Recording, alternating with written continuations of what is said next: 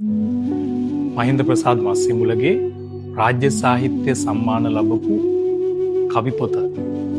හිරුත් හිම පියල්ලක කවි පොතේ මෙන්න මෙහෙම කවියක් තියෙනවා. බොහෝ වෙලාවට දුර බැහැර ගම්මානවල ඉඳලා කොළඹට එන තරුණියන් එක්ක ආයෝජන කලාපයක නැත්නම් වෙනත් වෘත්තියක Tamanගේ ජීවිතේ බෙදා ගන්නවා.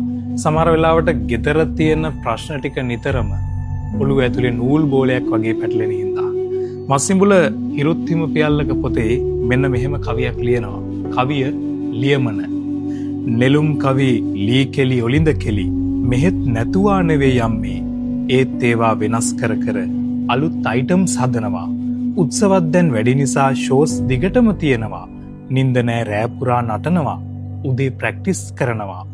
ඇඟේ හැඩ නැති වෙයි කියා කන්න දෙන්නේ රෑට බත්. කෙල්ලෝ 10ක් ඉන්නවා. හොරෙන් අපි තේ හදනවා. සින්දු විෂුවල්ස් වලට ගියොතින් 1000 ගානේ ලැබෙනවා. ඒක අමතර ඒ වුණත් විලුඹ 3ටිය රිදෙනවා. අලුත් නැටුමක දුහුල් ඇඳුමට වශී වුණු පොහොසත් කෙනෙක් තෑගි දෙන්නට අහනවා. මං එපාමයි කියනවා. උත්සවයේ දවසේ මගේ මට අම්මා කී දේ මතක් වෙනවා. ඇත්තමයි සමහර දෙනෙත්වල හරි අමුත්තක් තියෙනවා. දවස් 9ක් ෂෝස් දිගටම ඊයේ මට අර ලෙඩේ හැදුනා.